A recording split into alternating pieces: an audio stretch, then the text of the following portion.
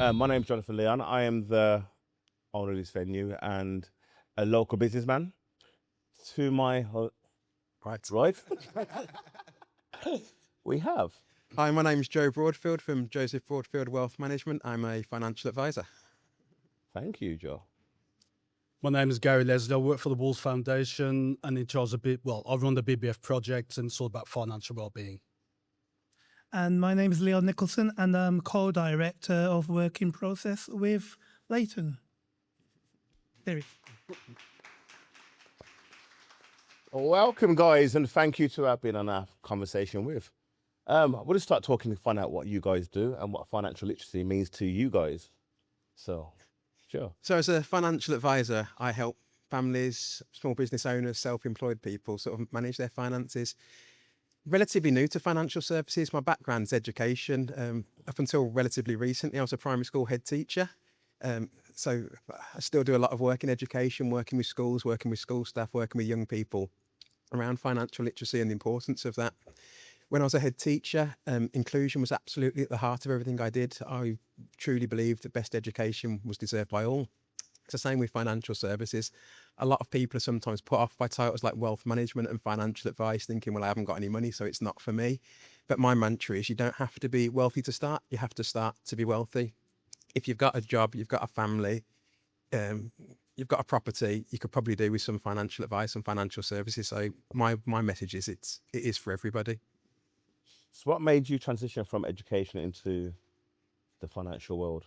So I enjoyed many years in education. I've worked 16, 17 years in education, but towards the end, it wasn't serving me. It was making me quite miserable and quite unhappy. So I turned 40 last year and thought, you know what, I can't do this for another 20 years. I need a change. And I got to the point where I thought, I'm not doing this anymore. It was really affecting my mental well-being, but didn't quite know what to do. And it was a coffee chat with a friend in business who said, have you thought about financial services? You could be a financial advisor. There's this training program you can go down. And straight away, I thought, absolutely not. I've watched The Wolf of Wall Street. It's just screwing people over. It's taking people's money. It's horrible. It's not for me. But actually, I looked into it. I did my due diligence and realized it is just about helping people. I came quickly to realize it's not a money business. It's a people business, and altruism and helping people is really important to me. So the work I do now is still helping people. The people I help are just a little bit bigger than the ones I used to help. That's great. Thank you. And yourself. Right. So I work with, as part of Wolves Foundation, we run about over 45 different projects across Wolverhampton. Mine specifically is Building Brighter Futures, which is helping people with their financial well-being. So we're a charity. So we're funded by the Premier League and the City Council to support anyone who lives in a WV postcode with just anything to do with financial well-being. I can give you some examples. So last year there was I think in Wolverhampton there were 12 million pounds worth of unclaimed pension credit. So I took it on myself to go to coffee mornings, church groups, elderly groups, just to make sure that the people in Wolverhampton who were eligible for that payment would get their pension credit so they could get their winter fuel payment. This year there's different partner organisations that we work with. So this year my push is basically anyone who's got a prepayment meter. One of my partner organisations are giving £649 top-ups. So what you do basically, if you've got a prepayment meter, once it drops below a tenner, take a photo, send it them, they'll give you a code.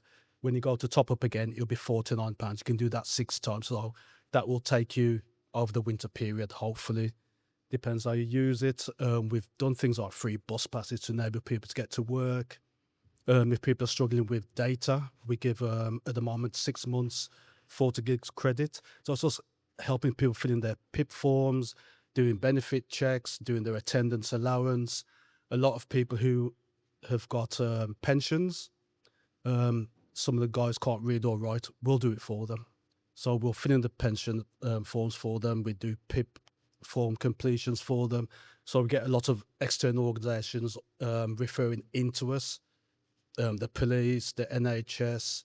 And so far this year, we've managed to save the Wolverhampton community I think we're on 192 grand. Wow. So my target is to get 200 grand before the end of the year. Wow. That's very interesting because you wouldn't think that football grounds and football in general help people. Yeah, I think with the Wolves Foundation, I mean, we've got a table over there. You can come and have a look. We do a lot of provision and it's all free. Okay, so during the 6 weeks holidays, we put on halves because normally, if people know what halves are, the holiday and food programs, normally people have to pay. We do that free. We do football provision free. We do dance classes free. We do what's called Your Wolves, so that's working with the WV Active. So there's Bilston, Aldersley, and the city centre. Okay. All the things that you put on. So it could be skateboarding, Nerf gun battles, basketball, football as well, tennis. It's all free. So we just want to help people free up their finances. They don't have to rely on have to pay for something. That's brilliant. I think with Wolverhampton, especially Wolverhampton, there's a lot of people don't even know about these services. Yeah, that's what me and my colleagues see with us discussing this. I think when we go places, people think we've come to talk about football, which is obviously the power of the badge. We wear the uniform. We are based at the Molyneux. So, for example, we'll go to family hubs. We can meet people with debt problems. We don't want to discuss it there and then. We'll invite them back to the Molyneux. We have a one-to-one. And I think with the only club, I believe in the Premiership that they do financial well-being. So it's... Will that still carry on next year when you're not in the Premiership? Yeah. Yes, it will. We've got funding to 2028 because it was a 3-year project. Yeah. We smashed all the KPIs. I'll let you off with that one. Sorry, I'm booze in case anybody don't know that already. Yeah, we'll be joining you. So so we're funded now until 2028. So that's wonderful. That is some good work because I said I didn't know about that until obviously we had a conversation before this with Wasim Safa, the councillor. He's doing a lot with Aston Villa. Yeah, I know a lot. Birmingham City, we're doing a lot for the community and igniting. I mean, auditive communities in Birmingham at the moment. There's a lot of divide at the moment. Yeah. So I just think the education coming from especially a football team where people are drawn to, because obviously football brings everyone together, doesn't it? Yeah, So every other Saturday you're at the football with your fathers and everything else. So I think it's very important what you're doing. Thank you. So I congratulate you. Leon, great name. Thank you. Yeah, my mum thinks it's a great name too. So, so I've come from a bit of a different background. So my background, after leaving university, I was living in Yorkshire, worked for a newspaper company up there in advertising sales, movie reviewing, etc., etc. And then I was offered it's called a 2P transfer. The part of the business was moving to Sheffield. Just called it redundancy for ease, but they were paying me to leave if I wanted to leave.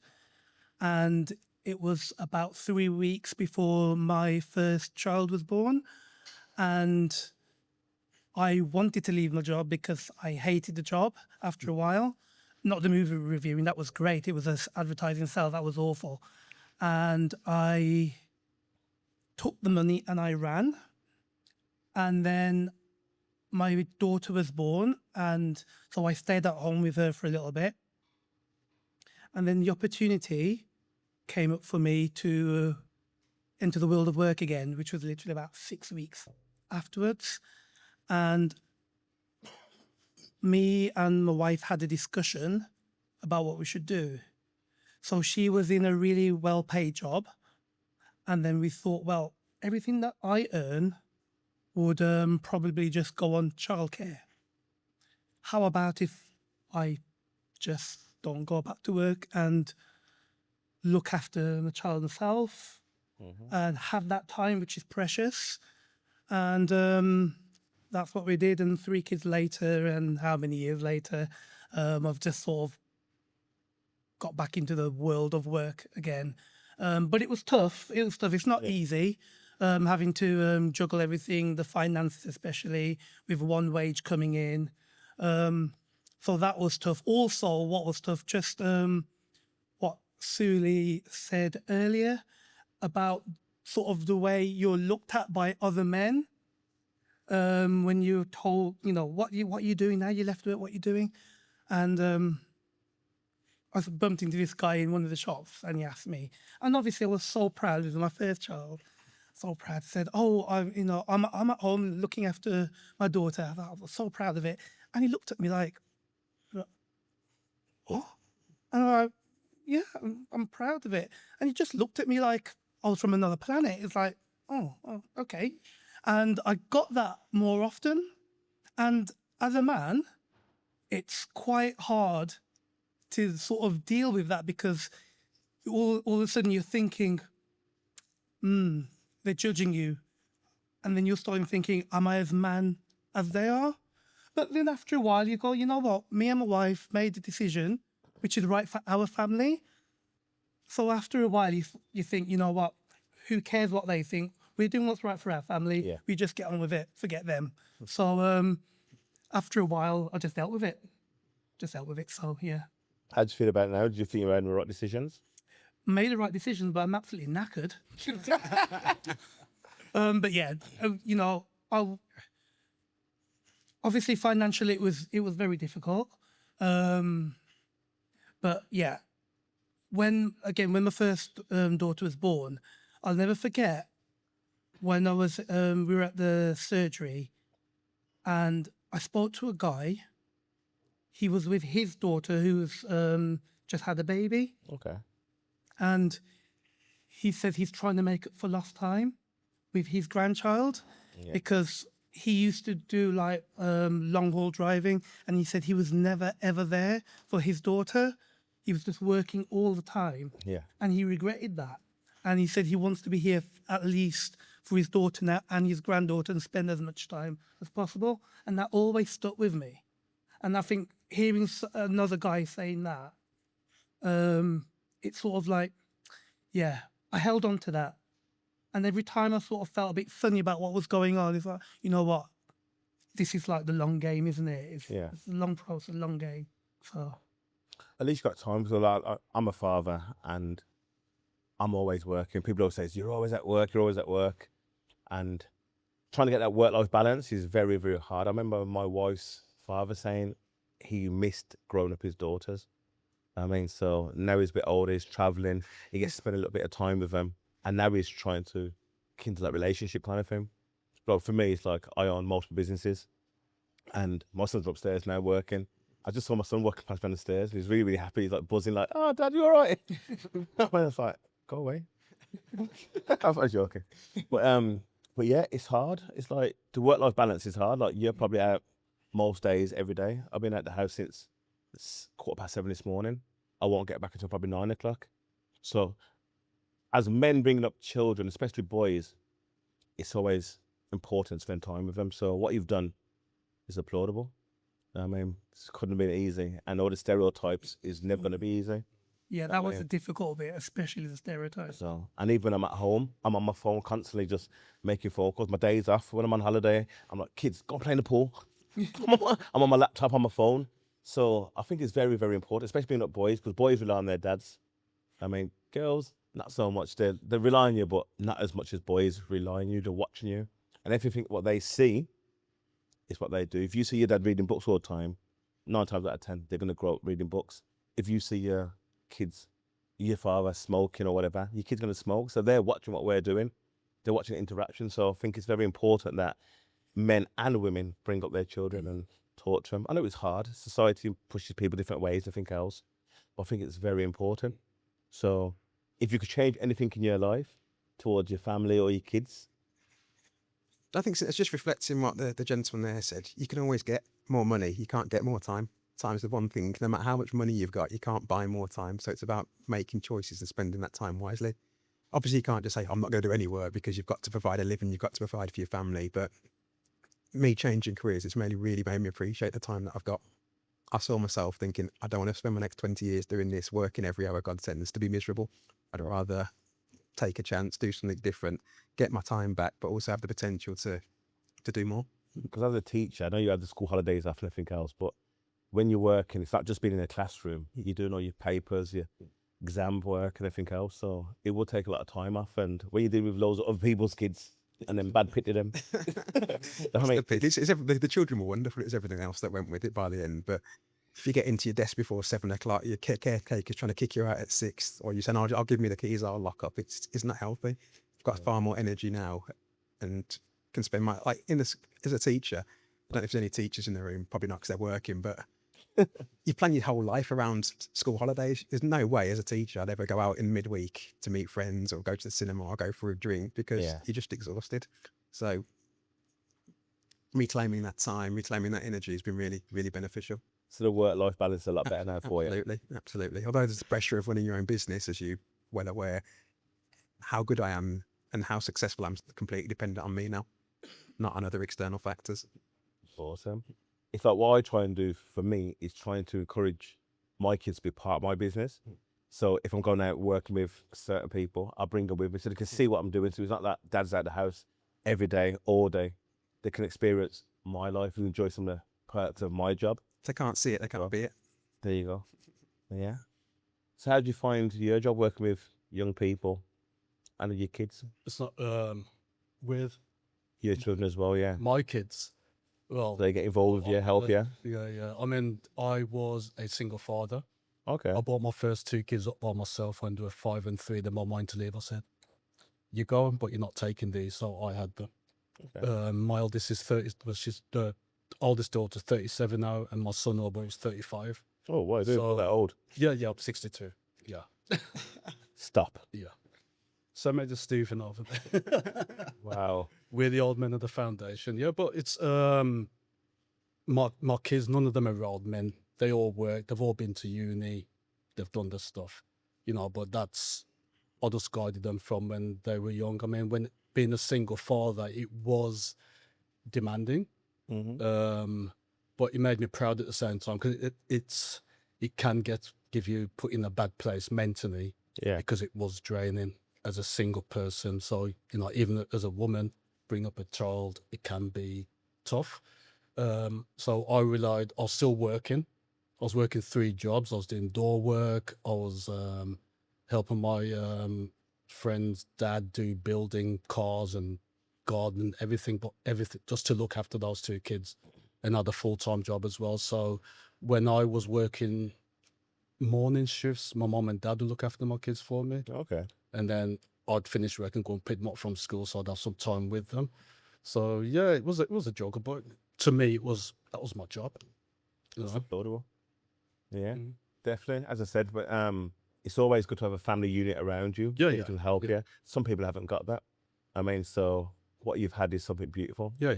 and you spent time with the kids. You brought them up. So no, dad's working, and look what you've achieved. Yeah. So that is awesome. Thank you. Leon, same here.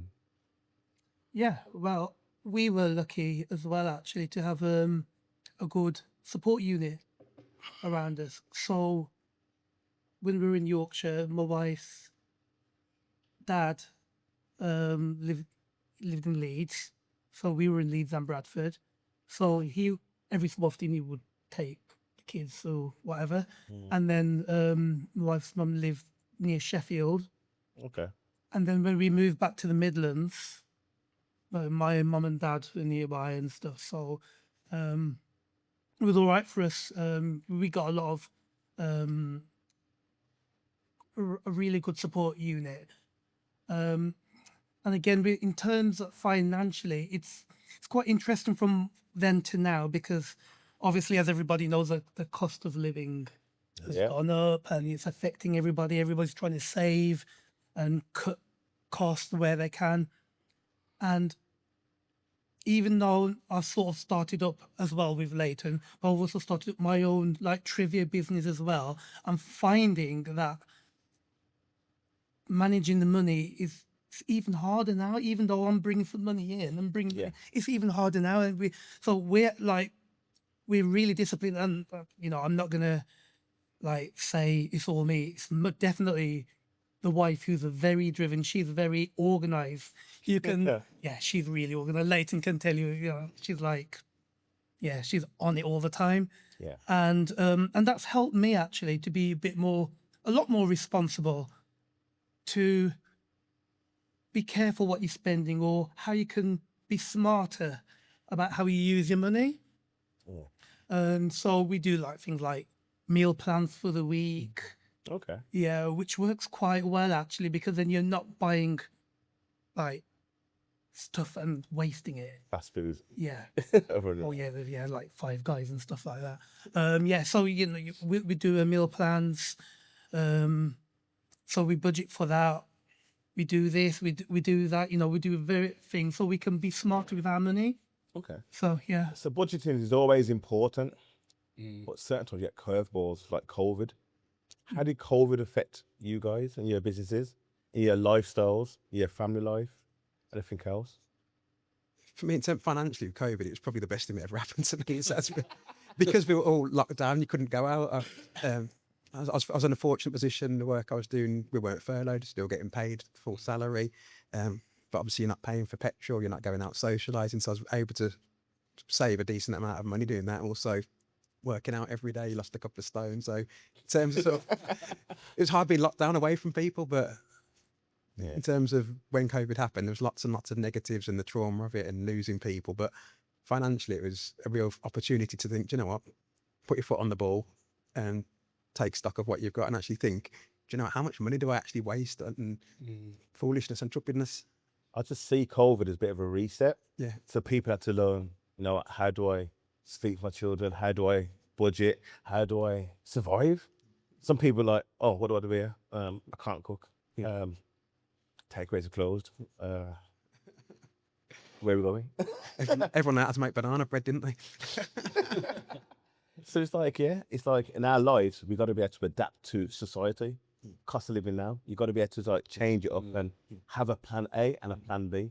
For me, my main income was security, nighttime economy. So all my clubs are closed. Security, no one else for security apart from my shops. What do I do now? I started landscaping company, I started a construction company, and I changed the direction. I still spent time with my kids. I took my kids out every day. We went walking around the parks. I live in a place called Sutton Coldfield. I didn't realise how beautiful Sutton Coldfield is, the parks. And people who would probably not normally speak to you. Yeah. Oh, hello, how you doing? I thought, whoa. Oh, you're dying?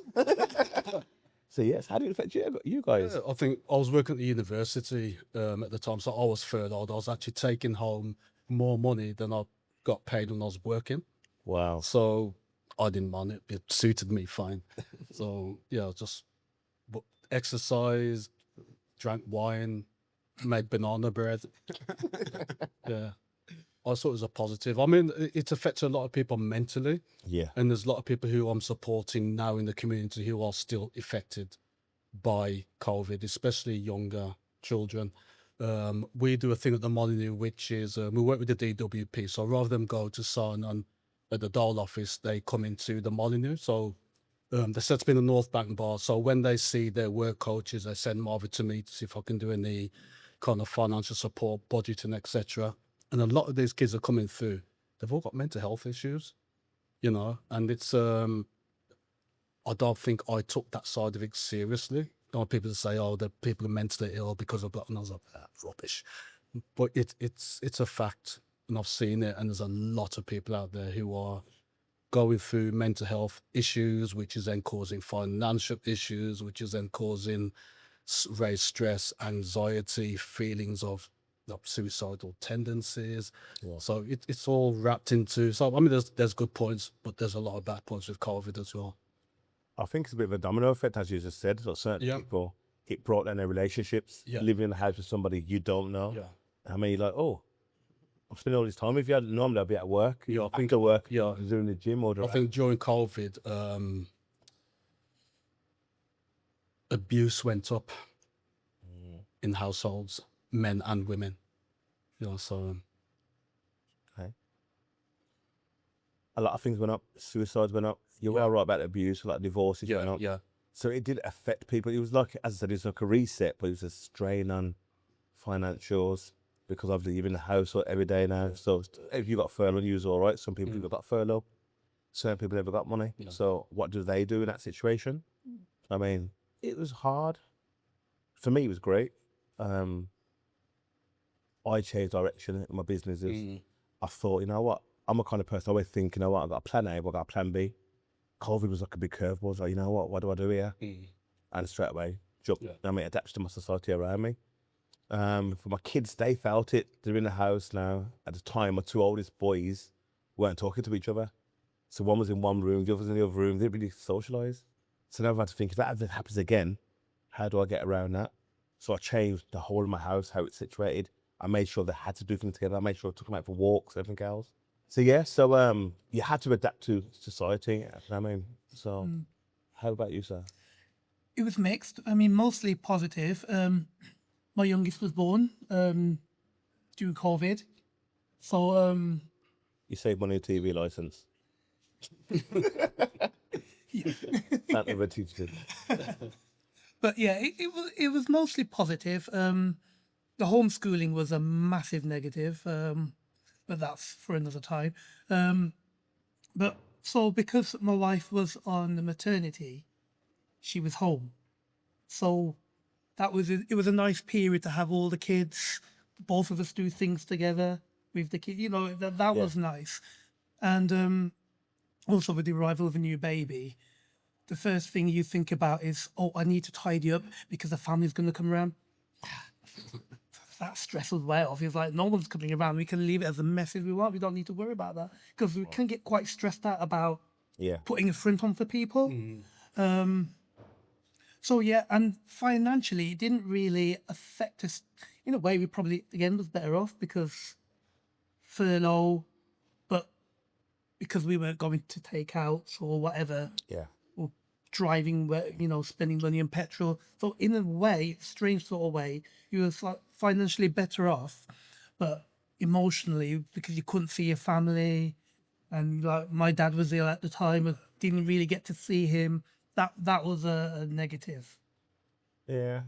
Not seeing family, that was a big thing for a lot of people. But it's scary to hear that everybody said around this panel that when you're not working, you get more benefits, you get more money, and you're better off not working. So I think the government needs to have a look at that, because people who are working, who are put in society, please be able to get back more, to encourage people to get back to work and support this great nation. Thank you, guys. I think we're going to questions and answers now. So any questions, guys? It was, so I had really bad credit from things that I'd done as 18, 19, 20. And then I started doing better in life, got a better job, started making good money. And then I found myself, even when I had house deposit and good financial income and things like that, I still felt weighed down because I never addressed the credit problem. So it's okay now, but how, or what would you guys recommend or speak to somebody who may, be feeling like that now and not have the courage to try and do something about it? Yeah, I think what we do, as part of building brighter future, we do budget planning. So if anyone is in that position where they're not sure how to use the money, we like to make people know their income and expenditure, and we set an action plan into place. Like we had a young guy come in, and he was on good money actually, but he was spending all his money on skateboards and skateboard wheels. And I said, well, how many skateboards do you need? How many wheels do you need? So we put a plan into place, because he was about, I'm going to say £400-500 disposable income, but he was spending lots of it. And I said, right, okay, action plan. Don't buy as many wheels. Don't buy as many skates. Because he was literally looking at them every day and just thinking, oh, I want. I said, but you don't need it. So it's just putting those actions into place to say, right, do a budget plan, look at your income, look at your expenditure, look where you can save money. What we do when people come in, a lot of people don't know about social tariffs.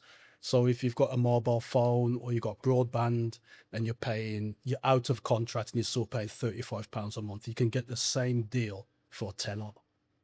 Save mobile phones. When I first did this project, I was paying £75 for a iPhone 13 Pro. And I learned about this, and I was thinking, bloody hell, okay, so I'll come out of contract, I'll get the same deal, and I paid £20.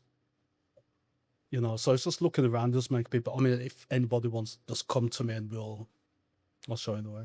But that's what I do, budget planning, definitely. I think a lot of financial education is taught at the home. So when you've got people around you who can talk to you about, what, son, what are you buying that for? What are you wasting money on that for? Save your money. I know when we was younger, being from a Caribbean descendant, my grandfather was always like, get a job, 9 to 5, pay your bills, have your house, get married, get a dog. That kind of, not the dog bit, but yeah, that's kind of, Me, I'm stubborn. I'm like, no, I want to be like the man on TV. I want big cars. I want houses. I want financial stability. So how do I do it? Taking risks, calculated risks. I mean, buying buildings, buying properties. It is a big risk, especially if you don't know what you're doing, because anything can happen. You could lose your job. But when you work for yourself, it's even bigger. You've got no choice. You have to. When you've got kids, you've got to go out and work. You've got to make sure you're hustling, however that looks. So I think education from a young age is very, very important. I mean, we've learned that from the Chinese business structure. I mean, from a young age, they're taught how to work in shops. The work ethics is second to none. I mean, same with the Asians. I mean, so we just need to adapt other societies, how they're doing it. I speak about this quite a lot. People generally tend to get their attitudes towards money from the household they grow up in. And there's an advert on TV recently from the age of 7, those sorts of mindsets start to be set in. So I was always brought up, my dad, work hard, you save your money. Great, I've got some good habits. I managed to save quite a bit of money, but he didn't teach me anything about investing money and the power of investing, the power of compounding interest. Things like understanding your retirement, pensions are really important. It is, knowledge is power. It's about understanding these different products, these different vehicles to make the most of your money, because everybody works hard for their money. But is that money working hard for you is the question I would ask. It's about that relationship with money, understanding what it is about money that's important to you, what your sort of goals are, not necessarily financial goals. It's not, I want to earn £1 million, but actually I want to retire at 55, 57. What income do I need at 57 to retire comfortably? Okay, so what do I need to do now to make sure I hit that target, and about having that level of understanding? And it's about, I think the theme today is speaking out, reaching out to people. As a financial advisor, I tell my clients, there's no such thing as a daft question. You can ask me anything. There's always a way around it.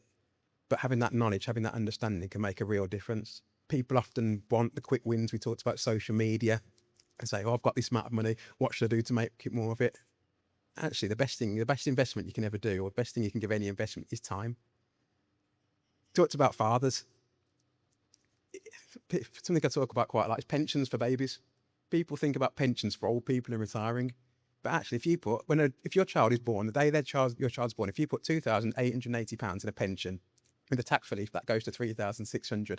If you don't put another penny in that and just leave it to the child's 65, medium risk fund, say about 8%, by the time that child's 65, without putting another penny in, that'll be about 640,000, if my math is right. 640,000. Wow. If you put that same amount of money in when the kid's 10 and they take it when they're 65, it's 288,000. That extra 10 years at the start, in terms of that compounding, makes such a massive difference. It's just about understanding these things and using it. Well, awesome. What's your thought, guys? So it's interesting what you said about money and the way you treat money is like learnt at home. So that's what we're doing with our kids at the minute. So, my wife especially is better about talking about money than I am, but I've adapted. So yeah, we do talk to our kids about it, and so they've got their own little what do they call those? The kid accounts. Go Henry. Yeah, something like that. And so it's teaching them already about how to handle their money and how to save and stuff like that. Because there's like on the app, there's something that you can put it all in a pot, and then you can take some out of the pot and leave the others for savings, leave the other to spend for the week or whatever. So they've already got into the bit of a habit. So, oh, I want to buy this. How much have I got? All right, this is my budget for this week. So they know, oh, if I want that, but that's not enough, I can wait till next week or next month or whatever. So already they know they're getting a better relationship with money. And I think it's quite key, and it's essential actually. So they don't make the mistakes we've made. Yeah. So I think, as I said, you got kids. It's just simple games you can play, like Monopoly, to teach them how to trade, how to hustle. I mean, I'm hard with. I don't let my kids beat me, but yeah, like reading to them, letting them know about financials, literacy. So, any more questions, guys? What belief about money from your childhood still affects you today? I think for me, it was, my dad always taught me, don't spend what you haven't got, save your money. And that's probably made me quite risk averse. And actually, he talks about calculated risk, understanding your attitude to risk and how you can make your money work harder for you. I've always saved money, but I never really, until I started doing what I do now, understood about investments and how investments can be for everybody. And it's how you make your money work for you. I'm trying to get rid of this fly. I know it's just flying around. I bet it's around you, not around us. But my mum, there's a saying, flies around something. I mean, Yeah, I think it's the same with my parents. You know, it was like you said, with Jamaican families, it was go to school, get educated, get a job, work. I didn't listen to it. Anyway, yeah, I got into a lot of trouble younger because I wasn't really taught anything about money. When I left school and got my first job, I remember going to, can't remember the name of the shop actually, but they gave you a top man store card, spend, spend, spend, spend, spend. yeah. And I got into trouble. And I did get myself out of it. But that was, I was self-employed for 10 years. I had 2 businesses. So that learned very fast is how to balance the books and running the business. I think having a business helps me with finances, which I then pass on to my kids. My kids they've just run with it. But I think it is the lack of, I mean, my parents, I don't think they really understood finances. What I worry about today is with the younger people, there's a lot of mediums for them to kind of Yeah. get into money. You got Klarna. And with Klarna, you can, okay, you got £300 to spend at this company. You can spend £300 at that company. I had a young lady come through last year. She was in debt and she had literally, well, I'll spend £300. Yeah, but you spent £300 in 7 different places, which has added up to all this money. Credit's easy and they don't credit score. They don't check you neither. So it's just being wise and knowing what like interest rate APR and that means. You know, you might pay £300, but you're going to pay extra on top of that. So, yeah. Yeah, I agree with what you said about, don't spend what you haven't got. I think that's really important. And when I was at university, and I think a lot of people who've been at uni, well, not even been at uni, a lot of people our age who are younger probably did to do that, did spend what you haven't got, and then you realize, like was it you just mentioned the store cards? Yeah. Evil things on store cards. I hate them, and it's like I've been into trouble with the store cards before, but no, that's another story. But you learn, and the lessons that I've learned is what I want to pass on to my kids. Like, right, don't do this, don't do that, because this is how you can get into trouble, or instead you could say this is how you deal with this problem, or not get into that problem. So yeah, I think not spending what you haven't got is so important. I think we can talk a lot about the things not to do with your money, but it's really important to have the conversation with our kids and young people about what you do with your money, how to make the most of it, because there's so many opportunities out there, but for whatever reason, it's not accessible to certain families, or that knowledge isn't within certain communities, and it really needs to be, to try and level the playing field. 100%. I was always told to live within my means. So my dad just say, if you can't afford it, don't buy it. And as we said, from a young age, don't get me wrong, my dad used to gamble, so I'd never gamble. So when I say never gamble, like my dad was at the bookies, but my dad used to win as much as he used to lose. So when lottery came out, that was like a big thing for him. He'd go and spend like £200 on lottery, but he'd win £200. What was the point? My dad won the pools twice. You know what I mean? But for me, that was not the route to go down, so I was just not going to gamble. So with me, it was always planning. I think planning is always important. Where do I want to be this time in 10 years? How do I get there? Work backwards.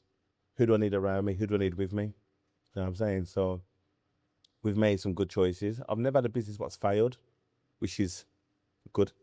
That makes sense. But that's because I always think what I'm going to do and plan what I'm going to do. Like this building here, it was like, when I came into this building, I was like, I weren't supposed to be in here, but I was working with another guy who had a plan. His plan didn't work. So then it's like, you know what? I had to jump on him because he owed me a lot of money. So we took it on, and I thought, what can I do to make it better? You know what I mean? So the bar, okay, it's Wolverhampton. There's not real socialised around here, really. Okay, the restaurant, that will work, getting people into the city. How can I make my restaurant better than anybody else's restaurant? Because whatever you do in life, you got to be better than everybody else. you got to plan for that. Then I thought, well, we've got other floors. So then I thought, you know what, I moved my offices upstairs. That saves me £2,000 a month. So I thought, okay. Then we've got another studio upstairs. What can we do to make money up there? I mean, then it's not always about making money. It's about making a difference. You know what I mean? I look at Wolverhampton, I was like, you got people sleeping next door in the art gallery. You got people who are totally lost. They ain't got a clue what they're doing. So how can we help people? It's only this year I thought about men's mental health. You know what I mean? And I thought, you know what? There's a lot of people going through a lot of things. How can I help them get to a different place? So when Leighton came on board and he said, well, listen, can we do this? Can we do that? I'm like, yeah. Then I thought, how can I support? How can we take this to a different level? I mean, because even though it's Men's Day today, you've got some great women doing great works in the city as well. How do we celebrate that? How do we get to a level where families are living together? It's education. It's a place like this where we can bring people together, talking. I was on a panel last week for The Lounge. I mean, and that was about digital literacy. So by getting relationships back together, before people get into proper relationships, before people get into having kids and everything else, get back to the foundation. It's all about education. And it's what this place is for. You know what I mean? To teach people. As I say, each one teaches one. Awesome. Guys, we need to wrap this up. Sorry we ran over time. And Sorry. you know.